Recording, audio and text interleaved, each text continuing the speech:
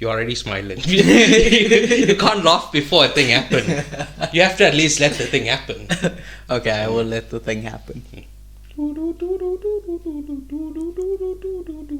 Mr. Sandman, bring me a dream. Boom, boom, boom, boom. Make him the cutest that I've ever seen. Boom, boom, boom, boom. Give him 2 lips like roses and clover. Boom, boom, boom, boom. Then tell him that his lonesome nights are over, Sandman. Alright. Finally, I can get through a song without the devil himself jumping in and anyway, hello, hi, welcome. The name of the show is Politics. Although I call it Politics, and the title of this episode is Napoleon. My name is Presh. And I'm Ty. And let's just get some cleanup from last week. Okay. So, like every couple of weeks I come and say, wow, last week was our most unprofessional episode. Yes. Last week really was our most unprofessional episode insofar as I didn't actually watch the movie that we were talking about. Yes. Not that I didn't attempt to, I simply fell asleep. Yes. Oh, so you're against sleep now? No. So you want me to stay awake 24 hours a day, I think that's just unfair, listeners. I think you're placing unfair demands on me. My opinion. I'm sorry. All right. Cool. I'm not a fan, but I like to sleep once in a while. Yeah. Nothing wrong with it. Yeah. Although I've heard sleep is the cousin of death, so, Oh. That's not we great. can't judge a person by their family members. Example, this podcast. Anyway. Right. But anyway, for whatever, the movie that we covered last week, Freelance, Yes. came out on streaming the day after we posted the episode. So it's like, why did I waste money going to the theater? Jesus Christ. And I'm always trying to find some way to blame you, and who chose Freelance as the... It was you. Yeah. Did you say your name? Yeah. Oh, okay. Yeah. Imagine I'm just saying, you, and then the listener's like, who the fuck is he talking to? But yes, I did watch it, and it sucks. It sucks dog shit. Okay. Sorry, I know you gave it a good review last week, but I really thought all the action was cookie cutter and bland, right? Okay. And none of the jokes really landed. Okay. You said, oh, wow, she has lots of great fits. Yeah. I don't think so either. This movie just didn't do it for me, right? Okay. If you recall, a few weeks ago, I went through I haven't even gone through it, the Robert Zemeckis filmography. I watched a few of his films, right? Yes, right. This is a much worse movie, a much worse version of Romancing the Stone. Okay. Right, where, I've explained the plot of that, right? Yes. This lady goes to, I think, Colombia to find a stone, and she is Michael Douglas saves her, and they go through an adventure through the jungle. Yeah. This is very similar, a similar premise, but done way better in the 80s. Okay. Right? But last year, another very similar movie came out. It was called The Lost City. Oh. It starred Channing Tatum and Sandy Bullock. Oh. Do you remember that? Did you watch it? No. Alright, well, she's a novelist, and her novels are real. Oh, Right. I recall the plot. Yeah. Yes, and Yes. he's the actor who plays the main character in her books in the movie version of those. Yes. And so the actor and her team up. Yeah. And it becomes a real version of her books. But anyway, they also go through the jungle and he has to save her. Yeah. So again, this is just a worse version of those two previous movies. So yeah, I really thought it sucked. Yes. A 5 feels too harsh. Okay. But a 6 feels too good. So I don't know. I'm leaning more towards 5. Okay. Right. Yeah. Last week, the next bit of cleanup. Last week I asked you to mention some early Tom Cruise movies, and you said Mission Impossible. Yes. To which I replied, no way. That's mid-career Tom Cruise. Right. Well, Yes. you could say it's the early mid-career. Okay. Or the late early career. It's Late so early career. his first movie was 1981's Endless Love. Mission Impossible in 1996 was his 18th movie. Yes. So does 18th movies, does that sound like early career to you? Yeah. Yes, it does, actually. But yeah, from 81 to 96, so 15 years, he did 18 movies, which is pretty strong output. Yeah, if you that's ask me. And that's a lot. Yeah. So, can we get into the news for the week, or do you want to clean up anything? No, I don't have anything to clean up. Sweet. So, the news. This week, Henry Kissinger has died aged 100. Finally. Right? He was the Secretary of State under my guy Tricky Dick.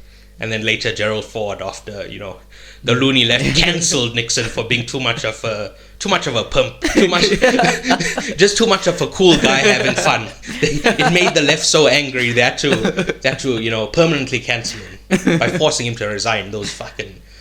I hate the left. They're just bringing down cool guys. They hate to see a cool guy be cool, Yes. But anyway, do you know what the Secretary of State is? There's someone important in the US. Something more specific. No, that's really about all I've got for that. All right. Do they do like paperwork and stuff for the president? Essentially, they're the chief diplomat. Oh, So, do you recall our first enemy on this podcast? our first enemy. Yes. Oh, what's his face? Brigaty. Yeah. Brigaty is the US ambassador to South Africa. Yes. Right? And he really fucked us over a few months ago by making some comments which he never verified. Yes. And threw our, economy into it's already, very unstable, but that made things even more unstable. Yeah. Right? But anyway, he reports to the Secretary of State. Okay. Which in modern day, or current day, is Anthony Blinken. You know who that is? No. All right. Well, there's some like videos of him standing behind Biden, and Biden is just talking some bullshit about Israel, and Blinken's face is just like, "Fuck, you are ruining my life, Brandon. Shut the fuck up, Brandon." But anyway, right? Hillary Clinton was the Secretary of State. Oh. Yeah. They're That's pretty essentially cool. fourth in the line of succession. Who's third?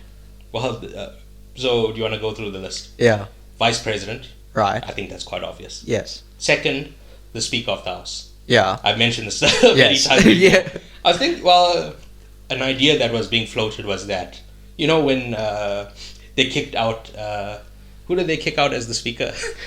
That old person. Fuck, I can't remember his name, right? Yes. But they kicked him out as the Speaker of the House.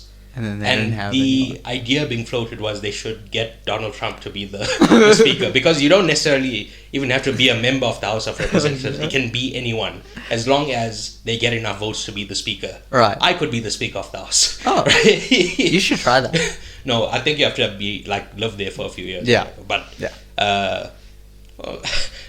Anyway, so a lot of people are saying get Donald Trump to be the Speaker. Speaker of the House. We'll murder Joe Brandon and Kamala, and you'll be back. We shouldn't be laughing at the assassination of Joe and Kamala, but anyway. Third is the President pro tempore of the Senate. Do you know who that is? The what? The President pro tempore of the Senate. The sushi president. Fair enough, good guess. Because you're right. But no. So you'd assume that's the equivalent of the Speaker of the House, but in the Senate, right? Yeah. But it's not. Okay. The equivalent of the Speaker of the House in the Senate would be the Senate Majority Leader. So whichever party has the majority, Yeah. whoever they elect to be the leader, that's Right. equivalent to the Speaker in the House. Okay. The President pro tempore is the oldest member of the Senate. Oh, So that's it. yeah, It's just an old person. I think it's just usually that. It doesn't have to be, but it's also done by a vote. Okay. But so it's not like the rule has to be you're the oldest person. Mm. It's just, it's not a rule, but it's just something people do. Yeah. What's that called? It's like tradition. You Yeah. know, nobody's forcing them to do it, but But they're doing it. yeah, right. So that person is third in line, Right. and then okay. fourth is the Secretary of State, Okay. which that would be my ideal job. Secretary of State. Yes, because you get to travel a lot. Yeah. You go to visit the diplomats. Yeah. If there's trouble, you fly in. Yeah. You know, think of like, a TV show where they're like, oh my God, we're in a big mess. Who can we call? Like, Pulp Fiction. Yeah. When they call in the wolf. Yeah. Have you seen Pulp Fiction? Yes. All right. But yeah, you're essentially the wolf, but for the world. Secretary of State, pretty great. Yeah, the Superman of diplomats. Yeah, that's what I'm saying. Right. But anyway, Kissinger is frequently used as the person who should have died when somebody cool passes away. So name somebody cool. George Lucas. All right, so when George Lucas died, well, this doesn't work for somebody in the future. Name somebody who's died before. Prince.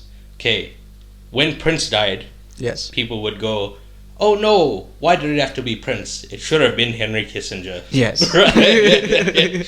The reason is, he's one of the most evil men to ever live. Yes. I often bring up the podcast Behind the Bastards. Mm-hmm. And last year, Robert did a 6-episode arc about him. Okay. Right? For comparison, the overwhelming majority of people only get 1 episode. Okay. If you're extremely evil, you will get 2 episodes. 6 episodes means you're a supervillain. You are. And you're not even like, I don't know, who's a lame supervillain? Like, I don't know, Kite Man. Well, but whatever, right? Right. He is a top 5 supervillain. He's like Magneto. He is up there, like the Mount Rushmore villains. He's on there, right? So his crimes are numerous. Okay. So to keep this brief, I'll only list a few of his most egregious crimes. Okay. But I highly suggest you listen to those 6 episodes, to get a better picture of him if you've never heard of him. And if you have heard of him, perhaps read deeper into his evilness. Yes. His evility. Truly. All right, so the first one I want to mention is Cambodia, right? Okay. So the Khmer Rouge were a communist party that won the Cambodian Civil War. Right. As with Stalin's Soviet Union and Mao's China, a large number of deaths took place under their rule. It was a totalitarian government. Yeah, right. It's estimated that it's between 1.5 and 2 million, which was 25% of its then population. That's a lot. Yeah, a quarter of your country is just gone. That is crazy. Right. This is partly due to a famine. Okay. And also due to turning down foreign medicine, which left people with treatable illnesses to die. Oh. Right? Damn. Okay. This is referred to as the Cambodian genocide. Okay. Right?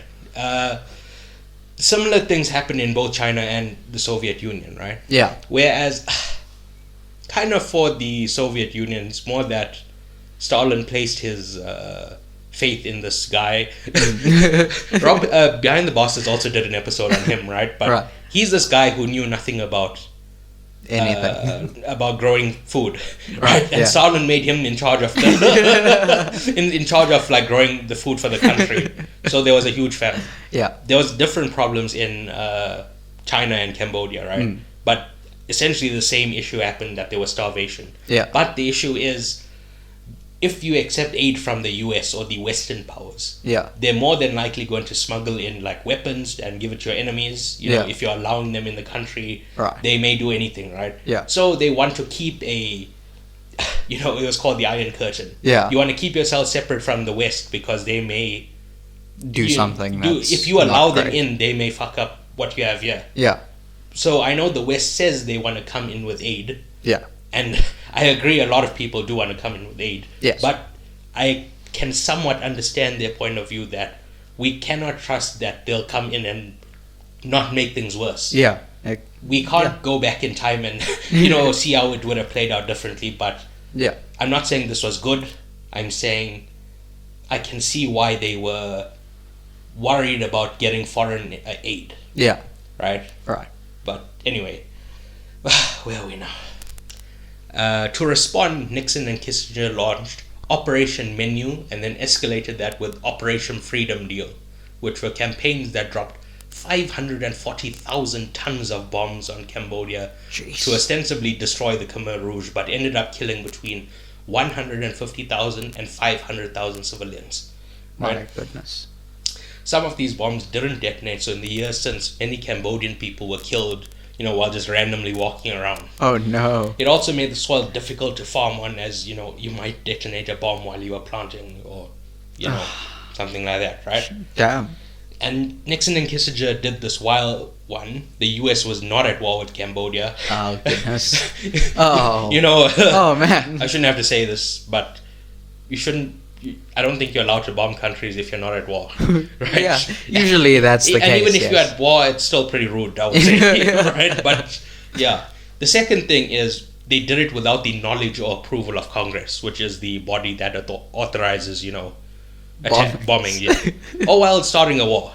Okay. Or what's the word? Setting up the rules of war. What's it called? The rules of engagement. Rules of engagement, right? Yeah. That's how I know it, right? But okay. What I'm saying is they did it without any knowledge from the Senate. Huh. Right? Not Senate, Congress. Congress. Yes. Yeah. Right?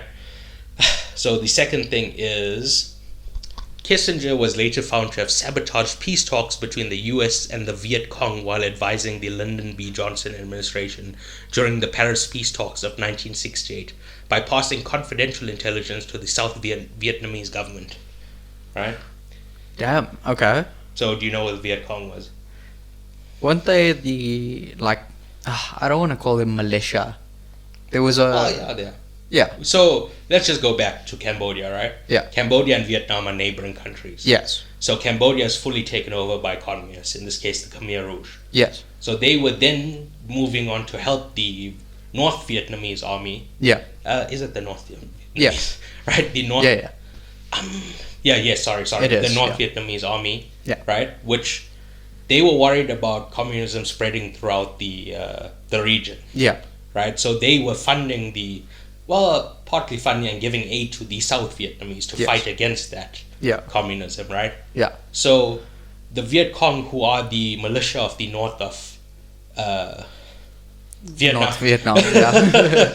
they wanted peace talks, like I said here, right? Yeah. And he sabotaged those peace talks. The reason being, they wanted to run on there being a war. Yeah. But if the war ended, they couldn't they couldn't run on that in the next election. So he essentially kept on prolong the murder of people in a war because of optics. Yeah.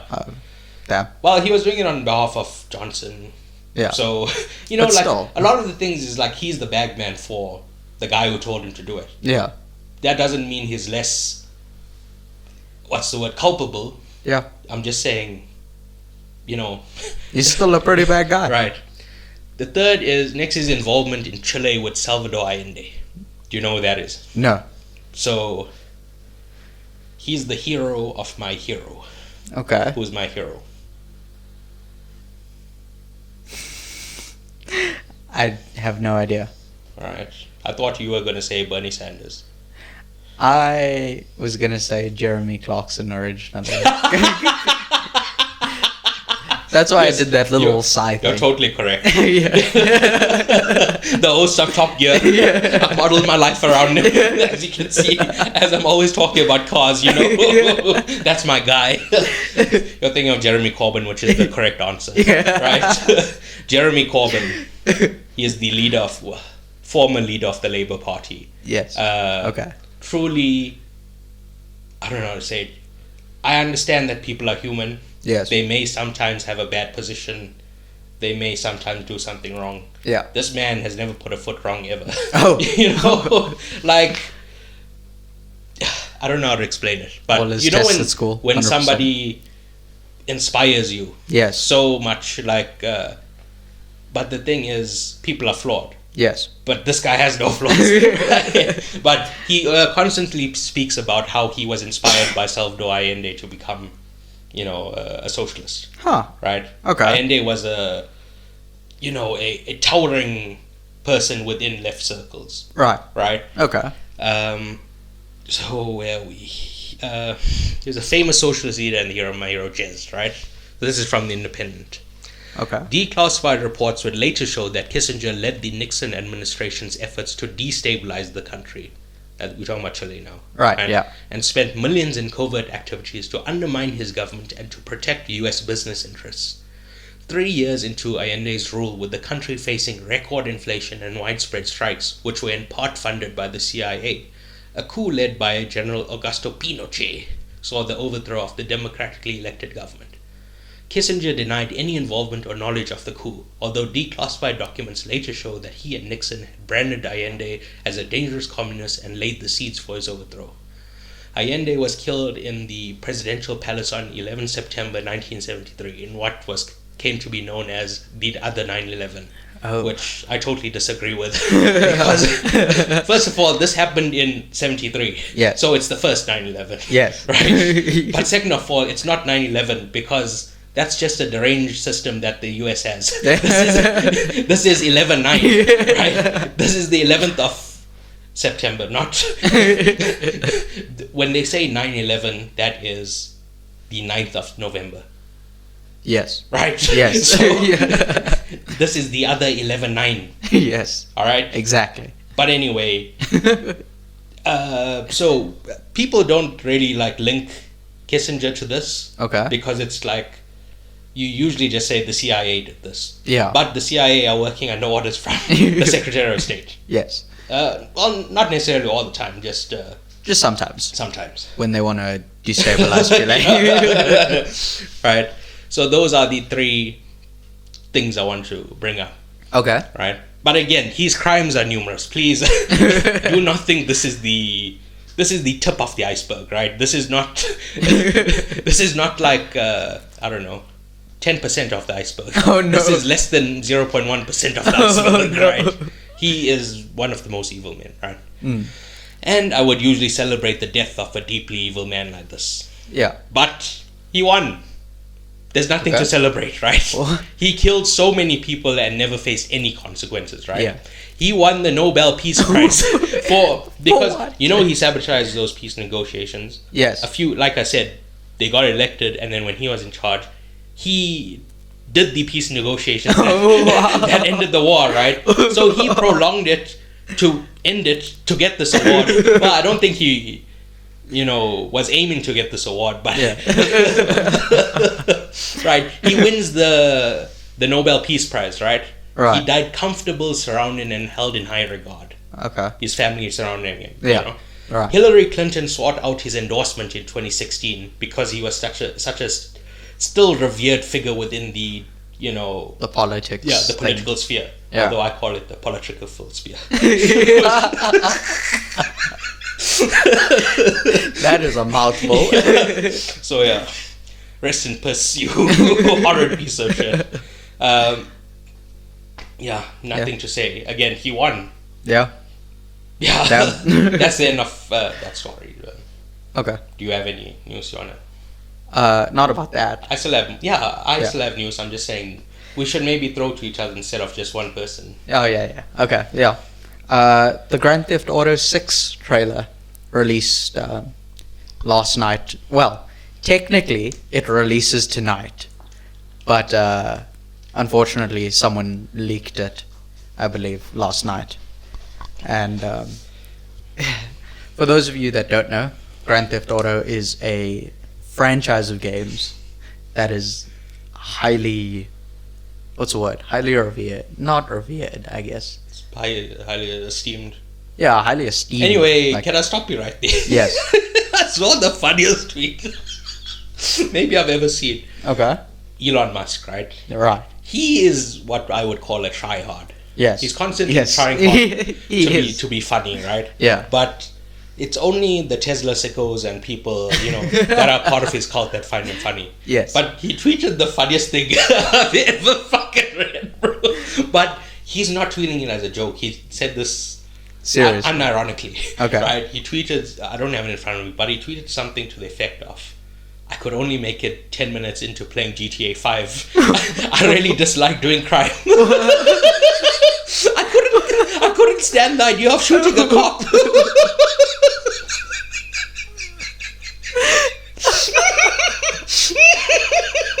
I read it before you came. I was falling on the ground. I was rolling around. Oh my god. I couldn't do crimes then.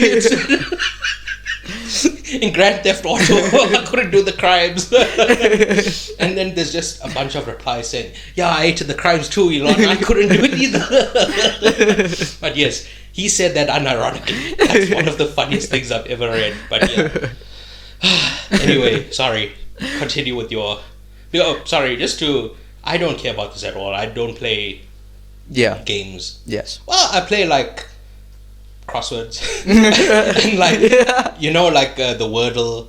Yes. They do like a Wordle for like football. Oh, I see. And for like movies, like, all those little puzzles. Like those games I play. Okay. Not like a PS game. Yeah. Like I like to play FIFA, but I don't have a console to play. So when I go to my brother's house, my parents' house, I'll play on my brother's console. Yeah. Yeah. Right. But yes, so anyway, you carry on. But yeah, this is like I'm just going to take a big sip of water. Okay. Anyway, this is like a big thing in the gaming sphere of things. Because it's been... You love crime. Yes. And you haven't been able to do it since the last GTA. Well, I mean, they're still releasing updates for I thought GTA you would say, 5. well, you can still do crime. Yes, you were saying, well, you can still... they're still releasing updates for GTA 5. And they will... Yeah, they just announced it. Yeah. It's not like they're going to stop support on the day they announce the next one. But I also heard it's quite a while away. Yeah, it only releases in 2025. Wow. Yeah. What's that? 10 years away? Yeah. I'm checking my watch. Yeah, it's about 15 years away, yeah. Wow. Just a quick 20 years. Anyway, carry on. But this is a big deal because GTA 5 came out in 2012. So it's been 11 years. Listen here, you sack of shit. The last Game of Thrones book came out in 2010. They show the entire series. The series has been over for 4 years. And that's not even the last book. That's the second last book, you see. Anyway, sorry. I'm hearing you complaining and thinking, fuck. If only my last thing came out in 2012. Alright. But anyway, it looks so good. It's like, the graphics are some of the most incredible I've ever seen. And I'm really hoping it's actual gameplay footage and not just like animated. A cutscene. Yeah. Yeah, I know about cutscenes. I know about games. You think I don't know about games? How many cutscenes does FIFA have? Oh, 34 million.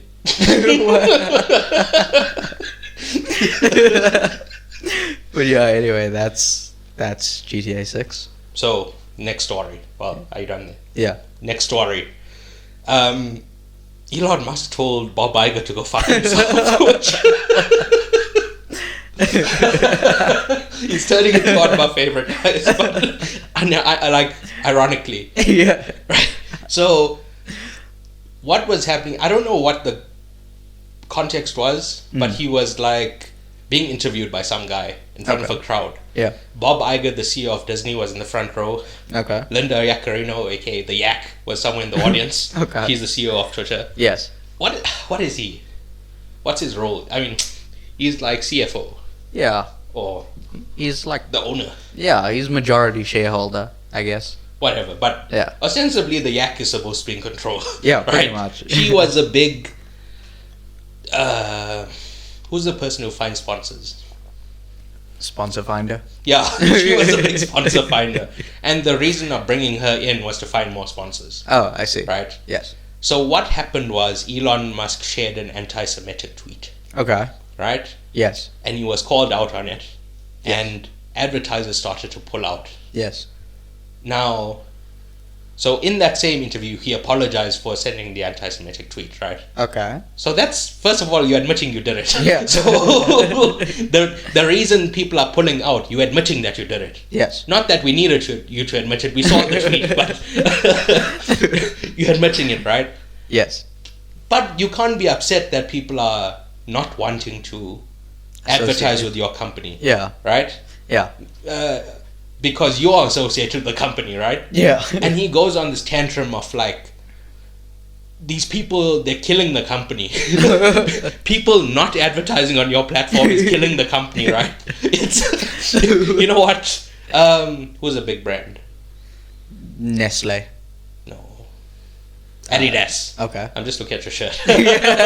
Adidas, not sponsoring this podcast, is killing this podcast. We are dying, Adidas.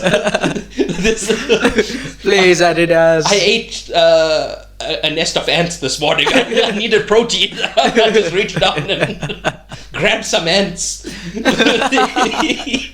Adidas, you're killing me by not advertising here. Yeah. So this guy, for whatever reason, he believes that people advertising on his platform is a God-given right. Yes. If they don't do it, they should be in jail. And he gives us incredibly cringe, like, what's supposed to be an ultimatum, where it's like, you should go fuck yourselves. And like he waits for like applause and nobody reacts. And that's maybe one of the most pathetic things I've ever seen. And I'm gonna make a very deeply unkind comparison to Elon. Okay. He sounds like me trying to discipline the class I tutor. I'm always like trying to say something and they're like not interested in looking out the window or something. That's how they reacted to him, yeah. But anyway, he turns to Bob Iger and says, "Go fuck yourself," or something like that, right? Right. And yeah, so things are going well. I again, as I've maintained, I agree with everything he does, Yes. and he's just going to go from strength to strength. You know, Yeah, of course, yes. This is exactly what advertisers want to hear, telling them to go fuck themselves. But anyway, I should go back to saying, like, all advertisers have certain things that they will accept and won't accept. Yeah. Right-wing advertisers, if they see anything liberal, they won't advertise with that company or product or whatever, right? Yeah. That's right. their right to, associate with who they want to associate with. You are, nobody is under any obligation Yeah. to advertise something, right? Here, I don't even understand what this logic, quote unquote logic, he's using is, right? And he said, you people are killing us. And the guy was like, I can't remember what he said, but he's like, tell that to the judge. And the judge is the people. He's like, he said something like, they're watching us and they're watching how they're killing this platform. We'll document how they're killing this platform. And it's like, what? Just wear a GoPro. We'll see how it happened, bro. Anyway, yeah, I feel sorry for the yak. Yeah. Just every time this guy goes on a wild like tangent, or I'm just like, what is the yak doing? She's like getting coffee downstairs. And she comes back and everything's on fire. Anyway, next story. No, I don't have. You had the one story. Yeah. Wow. Yeah. There's only one thing take up your week every week. Like, I'm gonna glom onto one story and that's it. Excuse me. So, Brazilian Comic Con happened this weekend. Yeah. And we got the trailer for The Boys Season 4, Okay. Hot D Season 2, Okay. and Furiosa. What's Furiosa? Wow. That was It's a Mad Max spin-off. Oh, nice. So in okay. Mad Max 4, we get introduced to a character played by Charlize Theron. Oh, yeah. Her name is Imperator Furiosa. Okay. Imperator is like a title, Yeah. like a admiral, Yeah. or whatever, right? And this is a prequel. We see her origin story, essentially. Okay. But she's played by Anya Taylor-Joy. Oh. So, much younger actress. Furiosa. I when they announced this, I just assumed it would be a Charlize Theron, Yeah. like Like she what keeps going. happens after Fury Road. But, yeah. Turns out it's earlier. Yeah. So did you see the Furiosa trailer? No. This is the thing, I forgot to do it, but I was supposed to send you all the trailer so you can watch it. But I thought it looked amazing. Okay. It's coming out next year, so next year is going to be huge. Yeah. Not really. I was thinking about Avatar, but Avatar's not there anymore. No. No, it's not. It's still June next year, Yeah. Furiosa. Yeah. I don't know what else. There's a new Park Chan-wook movie out next year. Okay. I don't know the name, but yes, just based on who has and hasn't made a movie recently, I think next year's gonna be a big year. Okay. Bong Joon-ho. His last movie was 2019, right? That's ages ago. That's why I'm like, yeah, he's That's a long time. Maybe I've missed something, or maybe he's working on TV or something. But yeah, Yeah. that's crazy. That's a long one. But yeah, there's a few people. I think there should be a new Spielberg. Okay. Did we cover Spielberg this year? Did he have a movie this year? What? I'm sure Not his that I last can one was recall. The Fablemans last year. Yeah. I can't Yeah. think of one this year. But yes, so there probably will be a Spielberg next year. Mm. Yeah. Anyway, Anywho. The Boys. I Yeah. assume you also didn't see that. No. Very interesting. I'm very intrigued going into the season because I really thought season 3 was a step down. Okay. At the end of season 2, I'm like, is The Boys like one of the best shows on TV? Yeah. And then season 3 was just a huge letdown for me. So I'm hoping this is a return to form. Yeah. Like I said, the spin-off Gen V, Mm. it was good, but it was a lot like a teen drama, which is Yeah. not really my cup of tea. Yeah. So that's I'm fair. hoping, The Boys gets back to those first 2 seasons. Yeah. Those were incredible. Return to Especially glory. during lockdown. Yeah. I watched it with you during lockdown. Yes. Yeah. Because you can't do anything yourself. You need to be strapped down to a chair. You get your eyes like forced open, like the Ludovico technique, and forced to watch things. That's how. Clockwork Orange me. Yes. Then Hot D season 2. Yes. The first thing I want to say is, do you even know what Hot D is? House of the Dragon. Wow! Oh! I am. No, that's shocking. I was really shocked, bro. But yeah. Did you watch it? No. No. No. Great stuff. Have you seen the first season? No. Well, since you have time now, right? Yeah. I would maybe say watch Hot D season 1 before watching Game of Thrones. Okay. Because that's much easier to Get into. get into. It's one season of 9 episodes. Yeah. so 9 or it's- 10, right? It's not very long. Yeah. Yeah. And yeah, it's like an 8 out of 10 show. Okay. If you like it, watch Game of Thrones. If you don't like it, Don't watch Game of Thrones. watch Game of Thrones. Yeah, It was but- like, look, the first couple of seasons are like perfect television. Okay. Maybe up until season 4. Yeah. 5 is a step down, but it's still pretty good. Okay. 6 is an aberration. Okay. Like, I know people always go about the last season. Yeah. But 6 is the one where it really... And I did a rewatch last year when Hot D came out, the first season. Yeah. And 6 is abominable. Oh. We needed like that should have been your first clue that something is wrong. Okay. And Yeah. then season 7 is... It's actually good. Okay. Season 8 also bad, but Yeah. it had been bad since season 6. Well, again, 7 is an outlier, Yeah. but 6 was bad. That's Okay. my point. Okay, yeah. People don't go on about how bad 6 was enough. Anyway, so that's my news for the week. Okay. Except for this other news. Which I thought we'd spin off into its own segment, Yes. which is our first News. temporary segment, Okay. Yeah. right? Because Yeah. this may come back. Yeah. So a recurring segment, but it hasn't recurred yet. So let's just call it a temporary segment, It's right? just a regular segment. The at news moment. out this week is that, well, it's not news, right? Yeah. So what is my favorite podcast? Not this one. That shouldn't even Damn. be in your thoughts. Yeah. Damn it. I looked in your eyes and I thought he's gonna say it. Let me stop him right there. I don't know. So it's called The Weekly Planet. Okay. I don't think I've ever mentioned it here. No. Because there's not really, like with Behind the Bastards. Yeah. I'll be talking about like some historical figure and be like, hey, go listen to the Behind the Bastards about it. Yeah. But there's not really a lot of, cross-referencing where I can be like, hey, go listen to the Weekly Planet about it. Yeah. Right. So, but I really love them. Okay. I've been listening since 2015. That's a long time. That's when we got internet at home.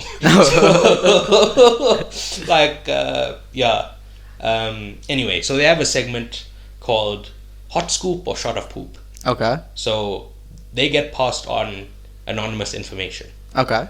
And if a another source, another publication, another podcast wants to report on something that they've said, they have to mention that it came from their hot poop, hot scoop or shot of poop segment, right? Okay. We don't actually have to do anything. The host of the show, if they get it wrong, he'll have to drink a shot of poop. Now, we've never actually seen him do it, but I assume behind the scenes he's keeping up his side of the bargain. Yeah. Right? But anyway, we can hope. So the story is true. It's a hot scoop. If it's false, he'll have to drink a shot of poop. Right? Goodness. So we don't have to do anything. We just have to mention that it's from that segment. Right. So we are immune from drinking poop, except for the stuff you already do. Aside from that, you don't have to do anymore. Okay, so I can leave it at 1 shot of poop per week. Yes. Okay, cool. Well, you may be downplaying how much you actually do, but yes, if you say 1 shot, who am I to? It's like a person with a drinking problem. Yes. You don't want people to know how bad your drinking problem is, so you're like, I just had 1 shot of alcohol this week. Similar to you, you're like, I just had 1 shot of poop. In the meantime, you've put a pipe into your head. And you just sit there and watch TV and anyway, sorry, we should move on. Oh, God. So, the anonymous tip they got was that Jonathan Majors potentially has a clause in his contract that prevents anyone else from playing Kang. Yeah. Kang the Conqueror. Yes. So, this answers a question that I've had since they announced that they were potentially replacing Kang with Doctor Doom, right? Okay. We saw in that rubbish Spider-Man movie that variants can potentially look vastly different. Yes. Right? Yeah. All they have to do is recast Kang and follow the plan that they currently have. That's what I was thinking. Yeah. But now that I found this out, this makes more sense. And I thought it would be a fun exercise for us to pitch some plots. Yeah. Right? Right. So, what are the parameters of this? I think we ignore their current plan. Oh. So we see certain things that are popping up. Yeah. So like at the end of the Marvels, sorry to spoil, because apparently nobody watched the Marvels. No. Right? They are doing record bad business. Oh no. Disney stopped reporting the amount of money that movie is making because it's doing so bad. Goodness. Which we spoke about, like the challenges it had, in the episode about it. But yeah. So there's a young Avengers team being put together. Yeah. There's a Thunderbolt team getting put together. Yeah. Do you know what that is? Yeah. What is it? I was actually looking it up today. It's like it's described as like a bunch of heroes and villains that come together for good or something. But it's basically just like, I don't know, I want to say like fringe characters, where it's like Black Widow's sister and just like not really recurring characters, but they're just a team of people that does stuff. Called the Thunderbolt / Dark Avengers, right? Oh, Dark, okay. Was when they, like the Avengers were, like, I think they were missing or something. They were put out of action for whatever reason. So Norman Osborn, who, the Green Goblin. Yes. But at that point in the comics, he had been de-goblined. So he was the Iron Patriot. Okay. You know, the role that Rhodey currently plays. He gets in the suit. And so he was the Iron Patriot, the analog for Iron Man. Yeah. You had Bullseye, who was the analog for Hawkeye. Okay. You had, essentially, like, whoever's the Avenger, somebody with a comparable power. Yeah. So Hawkeye shot very accurately. Bullseye always gets something. Okay. But Bullseye is actually more versatile because he can use anything. Oh. Right? Oh, that's cool. Hawkeye, well, I guess Hawkeye can use other stuff, but he's mostly proficient with a bow and arrow. Yeah. Right? But yeah. Bullseye can just take like a pencil and like throw it and it'll go through your head. Yes, but whatever the case is, a bunch of comparable people in the movies and TV shows. Yeah, we have the bad Captain America from Falcon and the Winter Soldier. Okay. The U.S. government, I think, had like a variant of the serum that they gave to Steve, and they gave it to this guy played by Wyatt Russell. Okay. I know you don't know. Yeah. He's no the idea. son of Kurt Russell. Okay.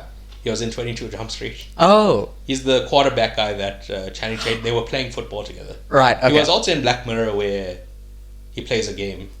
Okay. But anyway, Yeah, anyway. yes, you know Wyatt Russell. Yeah. But so he's the bad Captain America. Okay. Black Widow's sister. Yeah. She has Black Widow training, but she's not a good person like Black Widow. Yeah. So she's bad Black Widow. Yeah. But you get what I'm saying. Yeah. There's a bad Avengers team. There's a young Avengers team. There's other things that they're setting up. They're Yeah. setting up multiversal incursions. Mm. I'm saying stop all that right here. Okay. You are pitching plots that have nothing. It does not have to connect to anything. Okay. Just where do you want to go forward from here?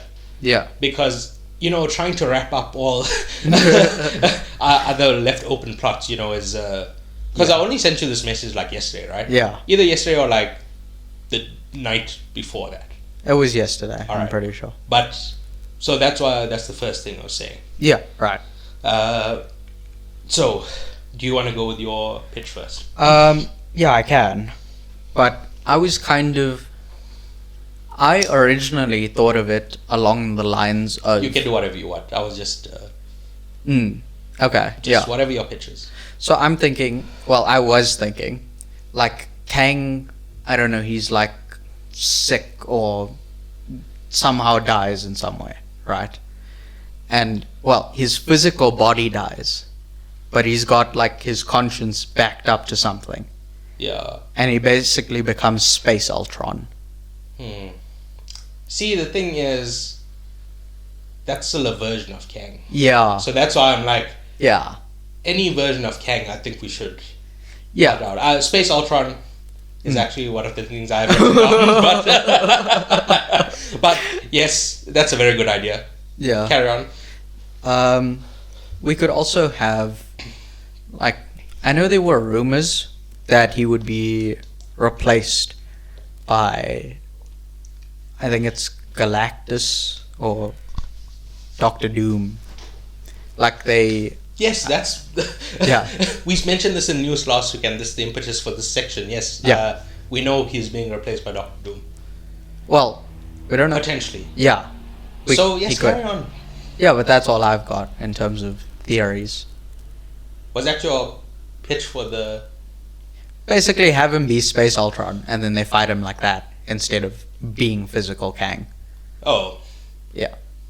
All right. Anyway, the problem Yes. that's been throughout the entire MCU Yeah. is that they kill off villains. Okay. So one of the first fixes that I want to make is to make villains recur more. Okay. Yeah. So I look back at what villains we could potentially bring back and which ones I think are a dead end. Right. So first one is sorry. An example of this is Eric Killmonger.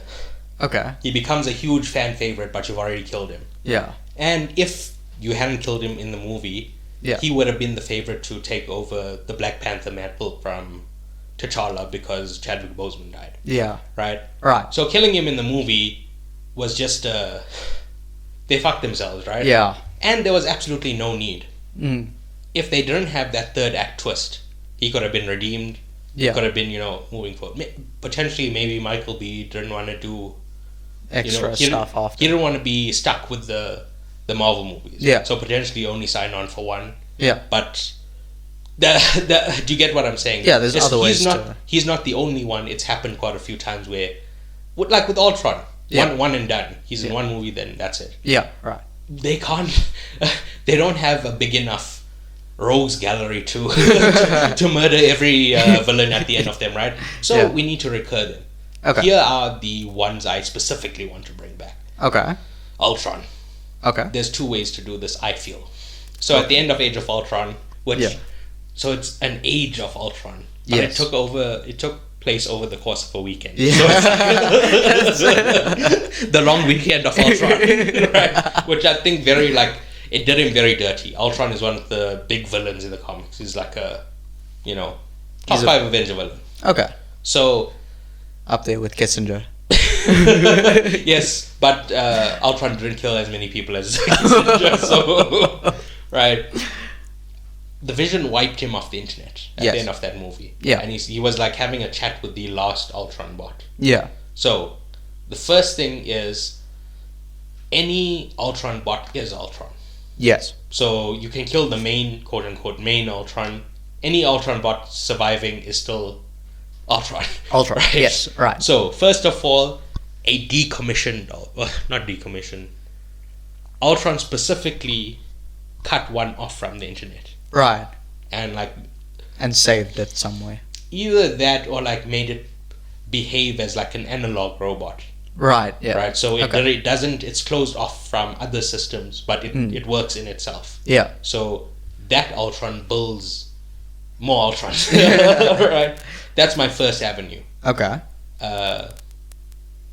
Like Ultron is on a USB. Yeah. Right, essentially, right? Right. Then the second one is one of the Ultron bots went into space. Okay. And went out of, what's the word? Out of signal of Out of the sphere of influence of the internet. Yeah. Right. Right.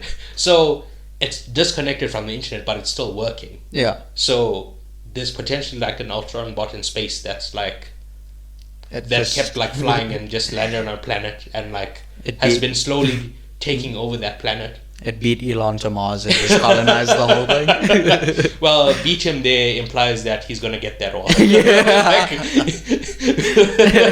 That implies that his rocket's not gonna blow up as soon as it launches. Yes. So yes, either Space Ultron, where there's an Ultron bot on the, that escaped. Yeah. It's on another planet. It's building up its Empire. empire so that there's a lot more Ultron bots. Yeah. Or, like I said, USB. Ultron on a USB. But speaking of USBs, do you know who Arnim Zola is? I've heard the name. So, he's a man in a computer Oh. from Captain America 2. Okay. So, they get this USB Yeah. and they go into Fort David or something like that. And Okay. there's like a secret base underneath that military Mm. base. Okay. And they go down and they find this big computer. Right. And they plug the USB in, and it's Arnim Zola, who was the scientist from the first Captain America movie, Okay. right? Right.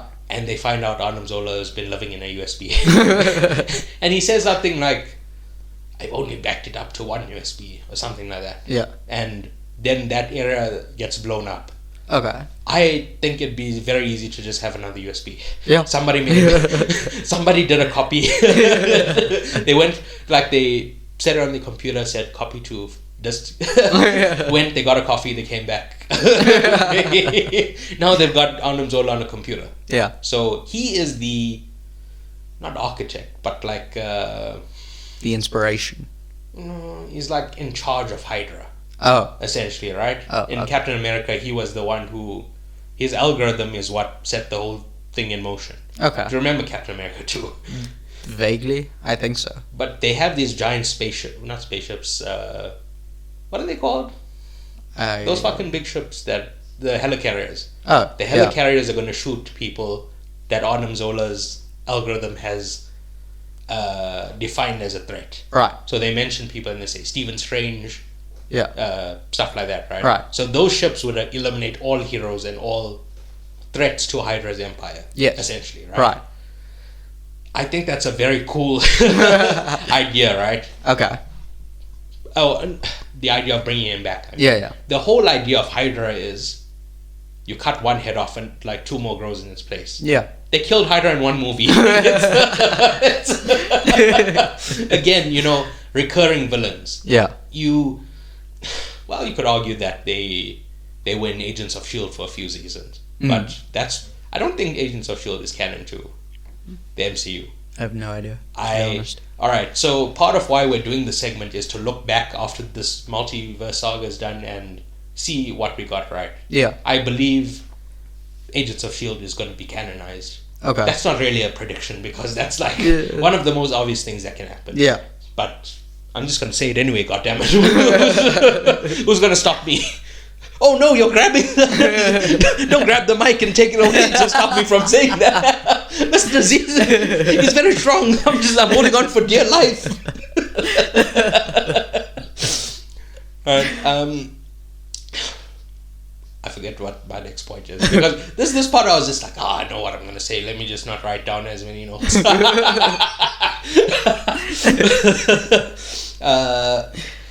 The Red Skull.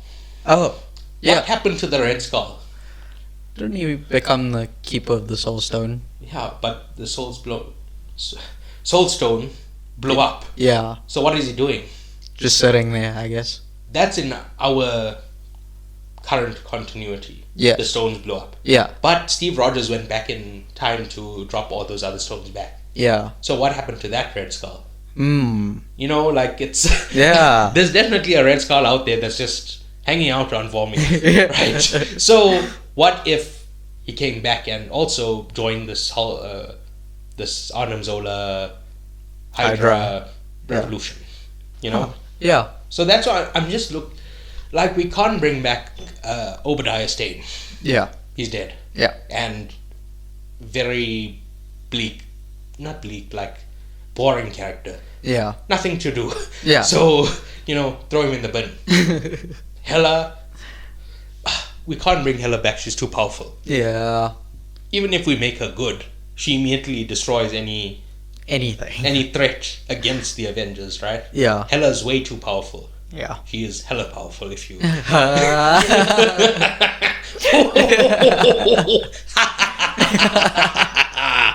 Alright, anyway. Malekith, is he dead? I don't know. I don't think so. I think he was like in a spaceship and that spaceship blew up. But the point I'm trying to make here is everyone who's dead... Yeah. That we do want to bring back. Yeah. We can do it in the multiverse, right? Yeah. And I believe this was their plan. Bring them all back. Do you know what Secret Wars is? Yes. What is it? It's a TV show about the Skrull and the other ones. That Secret Invasion. Oh, Secret War? No. It's the name of two comic book arcs. Okay. One in the 70s, 80s. Okay. That's where Spider-Man got his black costume. Mm. And one in 2015. Okay. And they're more or less adapting the 2015 version into the multiverse saga. Okay. Right? Yeah. Essentially, there's these things called incursions. Yes. They explained it in Multiverse of Madness, right? Yeah. It's when two universes collide, Yeah. causing one or both to do some funky things. like explode, Yeah. right? So it becomes a multiversal war where like the Avengers of this planet, they can't allow their planet to die, so they have to fight it. Which other universe is coming, to what's the word? Explode them. Explode, yeah. Yeah. So Doctor Doom, he gets the powers of a god. Yeah. And kind of reforms the universe. And he takes portions of this world and that world and that world, and he makes one big world called Battle World. Okay. Right? And on Battle World, there's a big fight where heroes and villains fight. Oh. Which is very similar to the original Secret Wars, where somebody called the Beyonder transported a lot of Earth's heroes and a lot of Earth's villains to have a fight. Okay. And again, on that alien planet, that's where Spider-Man's black suit. Yeah, the symbiote came. Yeah. Right? Anyway. Oh, and at the end of original Secret Wars, I'm pretty sure Doctor Doom steals the Beyonder's power as well. Oh. He's right? So this is why they're saying Doctor Doom is the replacement for Kang, because he's he's the person that it happened to in the comics. Yeah. But I assume they wanted to use him in a separate storyline, right? And use Kang for this. Right.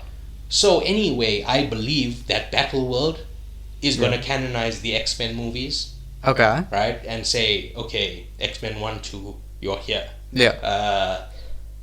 Old Man Logan, you're here. Yeah. What other stuff? the Daredevil, Elektra. Yeah. All those stuff is going to be put onto one world, Battle World. Okay. And canonize all the previous Marvel movies that have been made. Yeah. Which... Do you know, I was talking about last week about member berries? Yeah. It's remember this? Yeah. Oh, remember this? Yeah. There was this thing, when that rubbish Spider-Man movie came out, right? Yes. People hated the Amazing Spider-Man movies. Oh. But seeing Andrew Garfield back, everyone was like, "Oh my god!" And there was this like nostalgia for the Amazing Spider-Man movies, which Yeah. I kind of like them.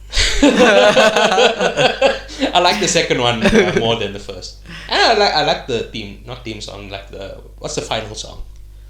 The final song, like But whatever the Yeah. case is, like you see him like the finale song. I like guess. he goes to fight the Rhino, Mm. and then this Kendrick Lamar and Alicia Keys song starts playing. Oh. That thing's a big banger. Okay. But anyway, the Amazing Spider-Man movies were hated. That's why it was rebooted, right? Now there's this fake nostalgia for it. Oh, I don't want to say fake, Yeah. but like, There's nostalgia. That what's may another not thing that was like, oh, Anson Mount in Multiverse of Madness. be- Okay. He's one of the Inhumans. Yeah. And you remember I said the Inhuman show was awful. Yeah. Right? He's another one that's been canonized, and it's like, that was an awful show. How can people be happy about this? Right? So But it they just are. seems that if you bring somebody back from a movie that somebody has previously seen, Yeah.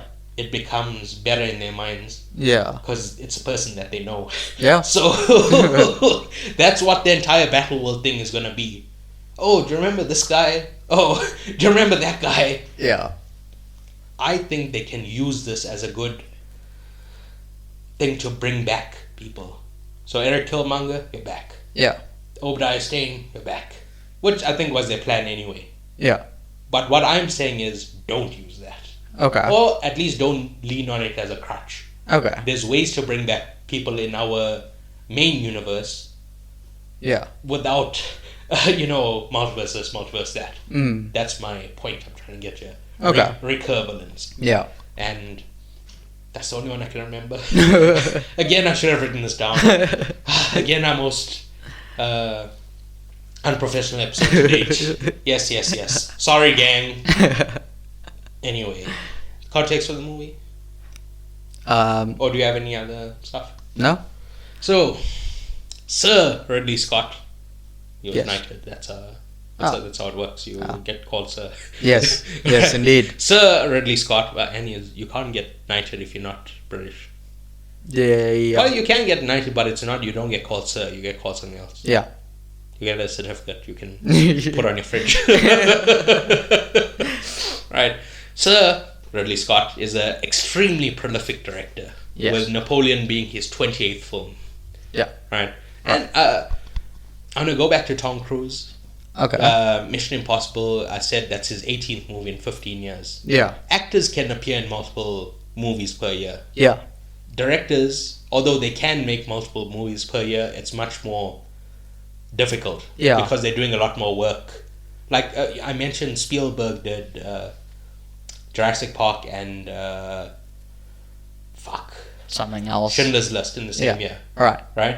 Yeah. That's what I'm saying. It's possible for directors to do more than one movie. Mm. It's just they also want to take time off, etc. Yeah. So 28 is extremely prolific. That's Yeah. like, I'm pretty sure Scorsese has 29, Jeez. right? So it's, but I don't know if it's 29 precisely, but in the late 20s. It's a lot. Yes. Yeah. And Scorsese started directing like 4 years before this guy. Oh. So, yeah, anyway. Both he and his younger brother Tony, who I assume that you are much more familiar with. Oh yes, definitely. Tony Scott. Yes. Yes. Who is he? Ridley Scott's younger brother. Wow. Every week I come here and say, fake fan, fake fan, fake fan. This is the fakest of a fan I've ever seen you been. Okay. Tony Scott directed Top Gun. Oh. You don't even like Top Gun. You like lower guns. Those are your favorite. Yeah. Well, that's awkward. Yeah. I'm not even a Top Gun fan. I love Top Gun, but I guess I'm the only host on this podcast that does. Right. But both he and his younger brother Tony, they started off as commercial directors. Yes. So they have he has like a little company that makes commercials. Yeah, but anyway, the most famous of which is the Macintosh commercial. Do you know about that? No. So a few months ago I mentioned the movie Jobs, Yeah. and if you just watch any biopic about Steve Jobs, one Yeah. of the big moments for Macintosh was when this ad went out. Okay. It's essentially like there's like a Big Brother Okay. scenario going on Yeah. where everyone is controlled and like Watched. watched, and there's conformity. Yeah. But the Macintosh is like a symbol of freedom Oh. and like free thinking. Oh, I That's see. what that advert was about, and it gave the idea that Mac was for like creatives and free thinkers, and like it was a big moment for Mac as a company. Okay. Yeah. Well, sorry, Apple as a company. Yeah. Were they known as Apple? Yeah. I think the Macintosh is just the machine. I thought it was so like Apple was making phones, right? And then they wanted to diversify. And they I don't know all I know is that biopic I watched. And it's not even, it's just a like, what's his name? Michael, he's Magneto. Fassbender. It's Yeah. Fassbender just having talks in rooms with people. It's not even like, I saw that shit. They were just chatting in rooms. Yeah. And he gives a speech on a stage. That's all Yeah. I know. That's Right. Due to this, he is frequently labeled a style over substance director, okay. which I somewhat believe. Okay. Right. I think the topics that he chooses to make movies about are usually filled with grand themes and epic scope. Mm. But yes, the overwhelming focus of his movies are the visuals, Okay. which I don't think is a bad thing. I used to put more stock in the story and acting, but then sometime like in maybe 2020, Yeah. like when the pandemic happened and I started watching a lot more movies, Yeah. I put a lot more stock in visuals because, well, this a visual medium, Yeah.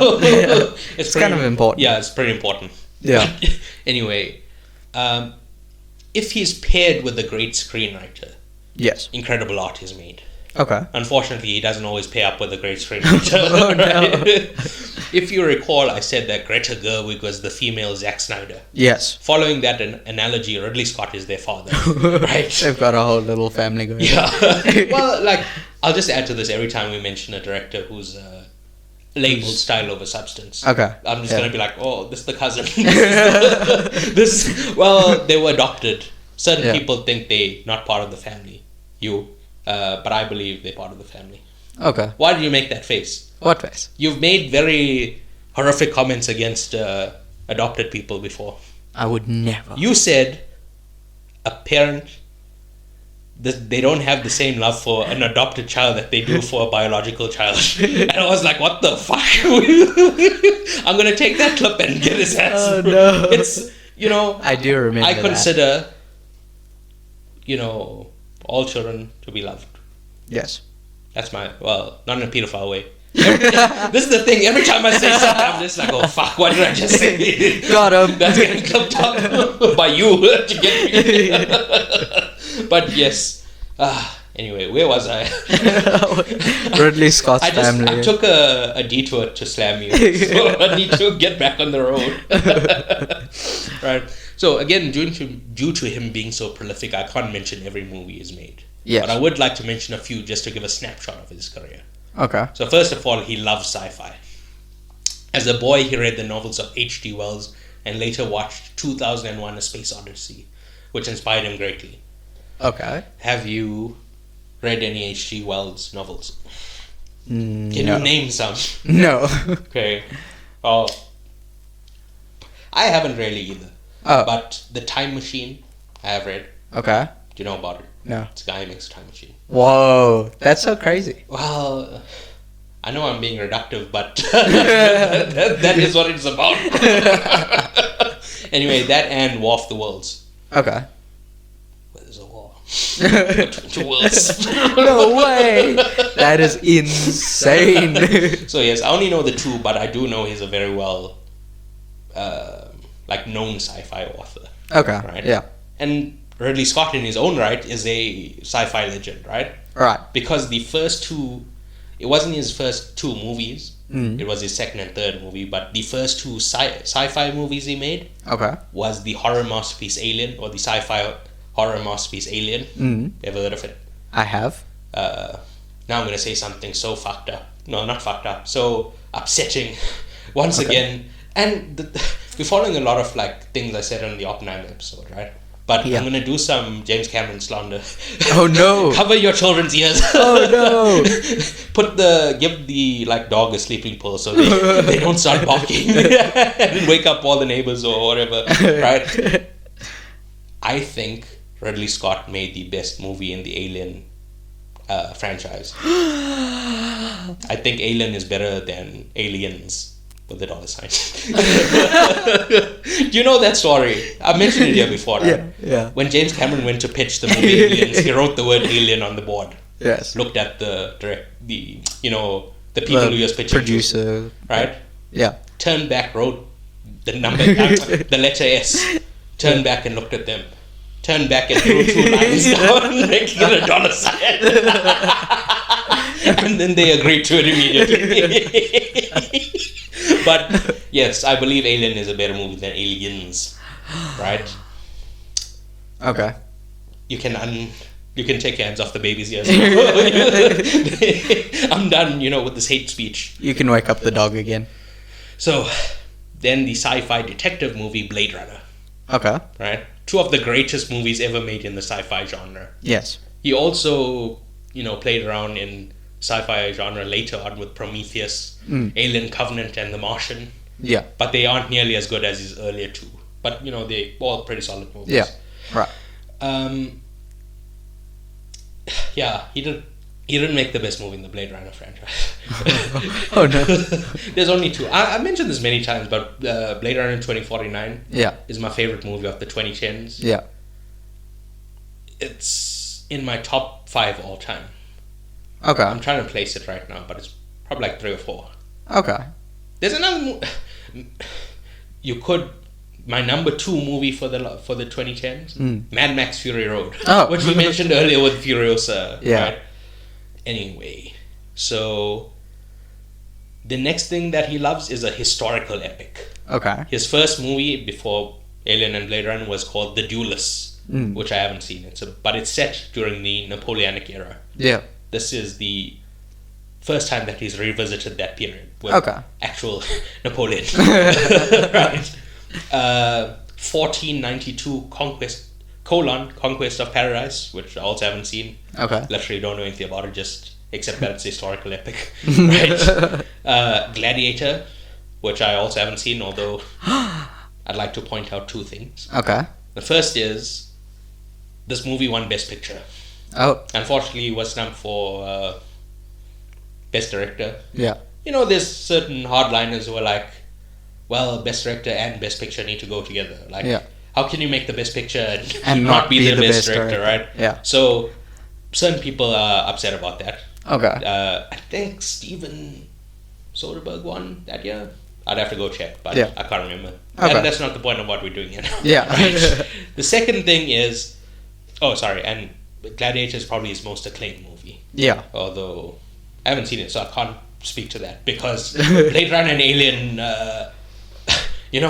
I'd wager that they're better than Gladiator. Okay. But I have no idea, so I shouldn't wager. Yeah. But that's what gambling is, isn't it? That is usually how gambling works, yes. Yeah. I would say so, yeah. So, the second thing is I saw a headline that said, Ridley Scott chose Joaquin Phoenix to portray Napoleon after seeing his extraordinary performance in Joker. Okay. Joaquin Phoenix played the villain in Gladiator. And he was nominated for Best Supporting Actor at the Oscars. Right? It's like, you worked with this guy. you directed him to a Best Supporting Actor. What do you mean you watched the Joker? Can you not remember, like, before, a couple of years ago? Wow. Anyway, he has a bunch more historical epics like Exodus, Gods and Kings, which is that historical? It's the Bible. Yeah, I would say so. The documentary, the Bible. What's it called, man? The non-fiction book, the Bible. What's it called when it's a documentary for books? A documentary? Like a documentary of a book. No, a book that's a documentary. A bookumentary. Yeah. Yeah. I don't know. Anyway, he also made The Lost Jewel. Okay. Not last year, 2 years ago. Yeah. So yeah, this guy has a boner for historical epics, which is in line with what we're covering today. I would put forward. Yeah. Right. Lastly, in terms of themes, a couple of things I see are, number one, religion. Okay. I don't know if he's a religious man himself, but the idea of spirituality comes up often in his work. Yeah. The obvious one that comes to mind is Prometheus. Yeah. Remember I told you, like, there's these, like, tall, white, bald guys, very muscular, right? And the one guy, like, stabs himself and falls into the water. Yes. And that guy's Jesus. Yeah. Right. Very bizarrely incorporates religion. But so, again, I don't think he's religious, because that would be sacrilegious, right? Yeah. To say Jesus was an alien. Yeah. A muscular alien man. Well, they might not disagree with muscular, but the rest, yes, they would disagree with. Right? The second thing is feminism and woman empowerment in general. Okay. In Alien, well, it's a big spoiler. Oh no. Right? Don't But do it. in Alien, you don't realize who the main character is. You just think, like, I forget who the guy is, but you just assume that the main guy is, like, the main man is the main character. Yeah. But as the alien kills people, she's the last one left alive, and she's the. It's like She becomes an enduring character, like one of the biggest. What's the word? Icon of woman in cinema. Okay. Yeah. Like Ripley, Ellen Ripley is, and her name Ripley is based on his name Ridley. Oh.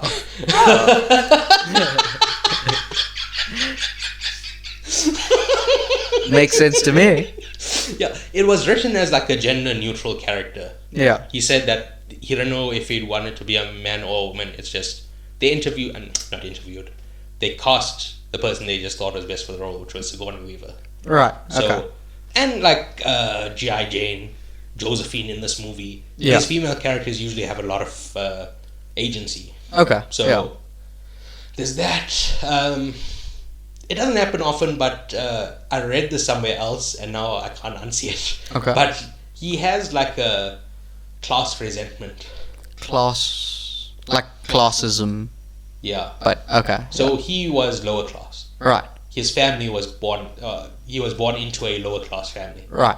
So there's this like resentment against higher class people. Okay.